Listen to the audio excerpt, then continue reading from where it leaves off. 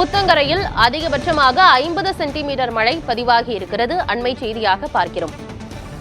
பெஞ்சல் புயல் காரணமாக பல்வேறு மாவட்டங்களிலும் மழை கொட்டியிருக்கும் நிலையில் எந்தெந்த இடங்களில் எவ்வளவு அளவு மழை பெய்திருக்கிறது என்கிற அண்மை செய்தியை பார்க்கிறோம். அதிகபட்சமாக நேற்று கிருஷ்ணகிரி மாவட்டம் ஊத்தங்கரையில் 50 சென்டிமீட்டர் மழை பதிவாகி இருக்கிறது. தருமபுரி மாவட்டம் அரூரில் 33 சென்டிமீட்டர் மழை பதிவாகி இருக்கிறது. தமிழகத்தில் நேற்று பெய்த மழையில் மட்டும் 12 இடங்களில் அதீத கனமழை பதிவாகி இருப்பதாக வானிலை ஆய்வு மையம் கூறியிருக்கிறது. அதில் அதிகபட்சமாக கிருஷ்ணகிரி மாவட்டம் ஊத்தங்கரையில் 50 சென்டிமீட்டர் மழை பதிவாகி இருக்கிறது.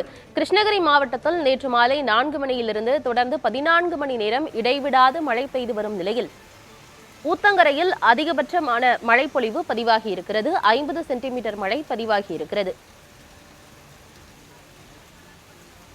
விவரங்களோடு செய்தியாளர் வேதவள்ளி இணைந்திருக்கிறார். வேதவள்ளி, நேற்று மாநிலத்துல 12 இடங்கள்ல அதீத மழை பதிவாகி இருக்கிறதா வானிலை ஆய்வு மையம் சொல்லியிருக்கு. எந்தெந்த இடங்கள்ல எவ்வளவு மழைப்பொழிவு பதிவாகி இருக்கு?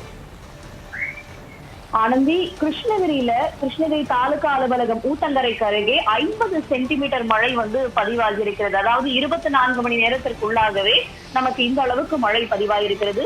ஒட்டுமொத்தமாக 12 இடங்கள்ல அதிகனமழை அப்படிங்கிறது பதிவாயிருக்கு.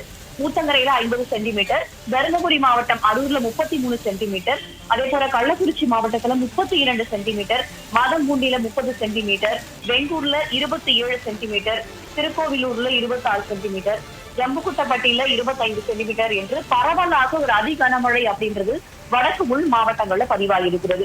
அதே போல சேலம் ஏற்காடுல தொடர்ச்சியாக நேற்று முன்தினம் இரவுல இருந்தே மழை பெய்து வந்த நிலையில ஏற்காடுல 24 சென்டிமீட்டர் மழை பதிவாகி இருக்கிறது. அதே போல கள்ளக்குறிச்சி எறையூர்ல 23 சென்டிமீட்டரும், ஜமுனாமரத்தூர்ல 22 சென்டிமீட்டரும் மழை பதிவாகி இருக்கிறது. அந்த புயல் கரையை கடக்கும் போது வடக்கு மாவட்டங்கள்ல, வடகடலோர மாவட்டங்களா இருக்கட்டும், புதுவை விழுப்புரம் போன்ற மாவட்டங்களா இருக்கட்டும், அங்கெல்லாம் பரவலாக நமக்கு கனமழை பெய்தது நம்ம பார்த்தோம். ஆனா அந்த புயல் வலுவிழந்து ஆழ்ந்த காற்றழுத்த தாழ்வு மண்டலமாக உள் மாவட்டங்களுக்குள்ள நுழைந்து வடக்கு உள் மாவட்டங்கள்ல இந்த அளவுக்கு ஒரு பெருமழையை கொடுத்திருக்கு அப்படின்னா அதோடைய தீவிரத்தன்மை எந்த அளவுக்கு இருக்கும் அப்படின்றத நம்மளால இந்த நம்பர்ஸை பார்க்கும் போதே புரிஞ்சுக்க முடியும். கிருஷ்ணகிரியை பொறுத்த மட்டும் எப்பவுமே கொஞ்சம் ட்ரையா இருக்கிற ஒரு ஏரியா. அங்க மழை அப்படின்றது பரவலாக அப்படின்றது இருக்காது. அந்த மாவட்டத்தை பார்க்கும்போது நமக்கு புரிஞ்சிருக்கும். ஒவ்வொரு போன்ற இடங்கள்ல மழை இருந்தாலும் கிருஷ்ணகிரி மாவட்டம், இந்த ஊத்தங்கரை, இந்த மாதிரியான சரௌண்டிங்ல மழை வரும். ஆனா அதோடைய தீவிரத்தன்மை இந்த அளவுக்கு இருக்காது. ஆனா இந்த பெஞ்சல் புயலின் காரணமாக அது வலுவிழந்து ஆழ்ந்த காற்றழுத்த தாழ்வு மண்டலம் சென்றாலுமே ஒரு குறிப்பிட்ட 24 மணி நேரத்திற்குள்ளாகவே அங்க 50 சென்டிமீட்டர் அளவுக்கு மழை பதிவாயிருக்கு அப்படின்னா அதோடைய தீவிரத்தன்மை எந்த அளவுக்கு இருக்கும் அப்படின்றது நம்மளால புரிஞ்சுக்க முடியும்.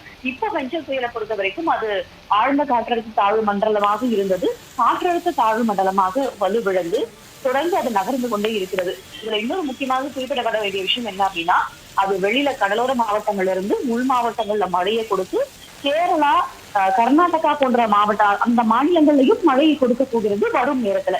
இது தொடர்ந்து மேற்கு வடமேற்குல நகர்ந்து ஆழ்ந்த காற்றழுத்த தாழ்வு பகுதியாக வலுவிழக்க போகுது. அது இன்னும் சில மணி நேரங்கள் அது தொடர்பான அறிவிப்பும் வரப்போகுது.